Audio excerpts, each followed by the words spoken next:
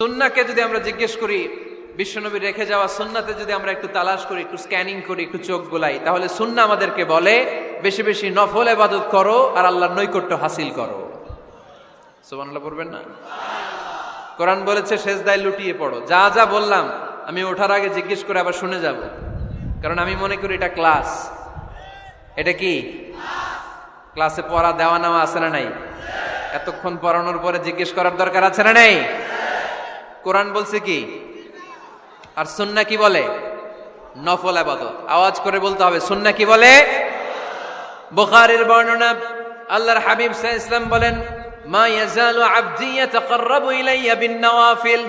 বান্দা যত বেশি নফল ইবাদত করতে থাকে, করতে করতে করতে করতে বান্দা আমার কাছের নৈকট্য প্রাপ্ত বান্দা হয়ে যায়। হাত্তা উহিব্বাহু, এরপর আমি আমার বান্দারে এত ভালোবাসি, কুনতু সামআহুল্লাযী ইয়াসমাউ বিহি। বান্দা যখন শুনে সে তার নিজের কান দিয়ে শুনে না, আমি আল্লাহর কানে শুনে। কুনতু বাসারাহুল্লাযী ইউবসিরু বিহি। বান্দা যখন দেখে নিজের চোখে দেখে না, আমি আল্লাহর চোখে দেখে। ওয়া ইয়াদাহুল্লাতী ইয়াবতিশু বিহা। বান্দা যখন কিছু ধরে বান্দার হাতে ধরে না, আমি আল্লাহর হাতে ধরে।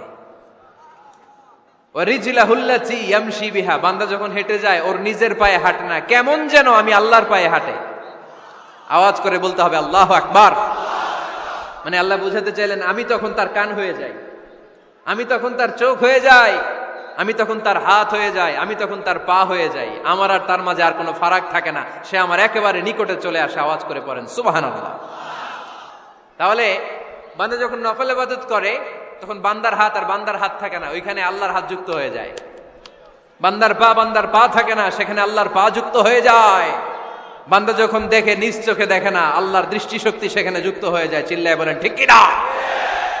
এজন্য নফল ইবাদত করতে রাজি আছেন তো? সুনানে তিরমিজির বর্ণনায় আল্লাহর হাবিব সাল্লাল্লাহু আলাইহি ওয়াসাল্লাম বললেন, হাদিসে কুদসি, কিয়ামতের দিন বান্দার যখন ফরজে ঘাটতি হবে, কিসে ঘাটতি হবে?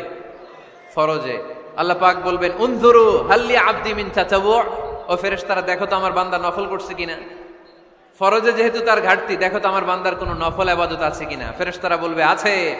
আল্লাহ বলবেন, তাহলে ফরজগুলার যেহেতু ঘাটতি, নফল থেকে কিছু এনে ফরজে বসাই দিয়ে এগুলোর ফরজ বানায় দাও। এজন্য নফল ইবাদতের দরকার আছে না নাই?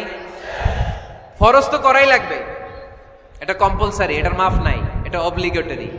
নফল করে আল্লাহর কাছে যাওয়া যায়। নফল হচ্ছে ওভারটাইম। নফল ইবাদত কেমন? আওয়াজ করে বলেন। তাহলে কোরআনের আলোকে আমরা জানলাম যে আল্লাহর কাছে যেতে হলে কি করতে হয়? সেজদা দিতে হয়। আর সুন্নাহর আলোকে আমরা জানলাম আল্লাহর কাছে যেতে হলে কি করার মাধ্যমে কাছে যেতে হয়? আওয়াজ করে বলেন। নফল ইবাদত করতে রাজি আছেন সবাই? সবচাইতে শ্রেষ্ঠ নফল ইবাদত হচ্ছে কোরআনের তেলাওয়াত, ঠিক কিনা? আল্লাহর হাবিব সাল্লাল্লাহু আলাইহি ওয়াসাল্লাম বললেন, নফল ইবাদতের মাধ্যমে আল্লাহর কাছে যেতে চাও, নৈকট্যপ্রাপ্ত বান্দা হতে চাও, আফদলুল ইবাদাতি তিলাওয়াতুল কোরআন। সবচাইতে যত নফল ইবাদতের লিস্ট হতে পারে, এই লিস্টে র্যাঙ্কিং এ 1 নাম্বার থাকবে কোরআনের তেলাওয়াত। এই কোরআন তেলাওয়াত করতে রাজি আছেন তো? তাহলে কোরআন তেলাওয়াত করব। 2 নাম্বার তাহাজ্জুদের সালাত পড়ব। কিসের নামাজ? হুজুর ফজরই পড়তে পারি না। ফজরই যে ফজর পড়ে তার জন্যই না তাহাজ্জুদ, ঠিক কিনা? ফজরই তো পড়তে পারি না, তাহাজ্জুদ করব কখন? তাহাজ্জুদ পড়লে আপনার মর্যাদা বাড়ায় দিবে কে? রব্বুল আলামিন বলেন, ওয়া মিনাল লাইলি ফাতাহাজ্জাদ বিহি নাফিলাতাল লাকা আসা আন ইয়াবআসাকা রাব্বুকা মাকামাম মাহমুদা। তাহাজ্জুদের নামাজ যারা পড়বে তাদের মর্যাদা বাড়িয়ে দেয় কে? কারণ ওই মুহূর্তে আল্লাহ প্রথম আকাশে নেমে আসেন আর ডাকে, আলা মিন মুস্তাগফিরিন আগফিরালা। কার ক্ষমা দরকার? ক্ষমা চা, ক্ষমা করে দেব। আলা মিন মুস্তাকসিন আকসুলা। কার খাবারের দরকার, পোশাকের দরকার, চাও দিয়ে দেব। চাও, কার কি লাগবে চাও, আমি দিয়ে দেব। এজন্য শেষ রাতের দোয়া আল্লাহ কবুল করে। এই যে রমজান আসতেছে না সামনে, কোন মাসে রমজান? এপ্রিলে। সেজদায়ে নত হও, অশ্রু ছাড়ো, প্রভুর শরণে হৃদয় গাড়ো। সেজদায়ে নত হও, অশ্রু ছাড়ো, প্রভুর শরণে হৃদয় গাড়ো, প্রাণ খুলে সব ব্যথা বলো প্রভুকে, বলো প্রভুকে। রাত কি কেটে যাবে ঘুমে অলসে, রাত কি কেটে যাবে ঘুমে অলসে। তুমি কি জানবে না তোমার নিজেকে, প্রভুকে। রাত কি কেটে যাবে ঘুমে অলসে, ঠিক কিনা? ঘুমে অলসে আমাদের রাত কেটে যায়, সেজদা দেওয়ার সময় নাই। কখন প্রভুর দরবারে হাজিরা দেব, কখন সেজদা দেব? আল্লাহর হাবিব সাল্লাল্লাহু আলাইহি ওয়াসাল্লাম বললেন, আকরাবু মা ইয়াকুনুল আবদু মির রাব্বিহি ওয়া হুয়া সাজিদ ফাকসিরু ফীহি দুআ। তোমরা যখন সেজদায় লুটিয়ে পড়ো তখন তোমরা আল্লাহর সবচাইতে কাছে চলে যাও। এজন্য ওই সময় বেশি বেশি আল্লাহর কাছে চেয়ে নাও। সুবহানাল্লাহ পড়েন।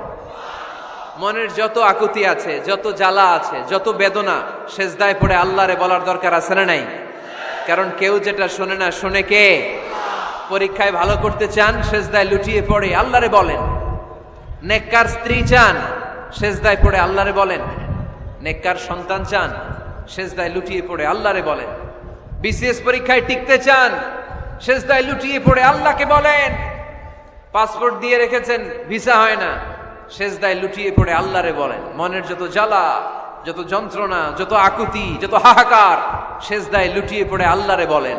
কারণ আল্লাহর দরবার এমন দরবার, এই দরবার থেকে কেউ কোনোদিন খালি হাতে ফিরে না। চিল্লায় বলেন ঠিক কিনা?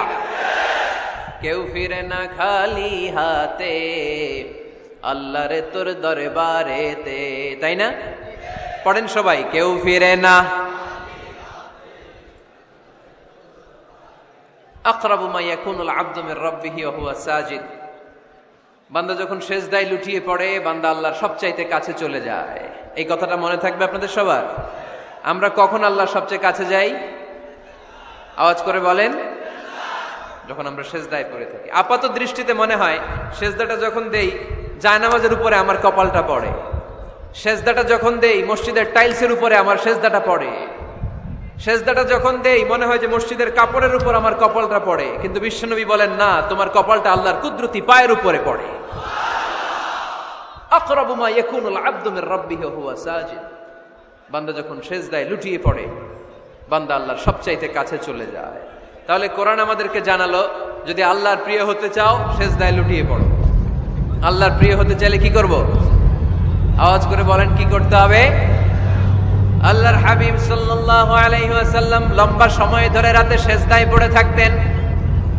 আল্লাহর হাবিব সাল্লাল্লাহু আলাইহি ওয়াসাল্লামের সাহাবারা সব সময় লম্বা লম্বা রুকু দিতেন, লম্বা লম্বা সেজদা দিতেন।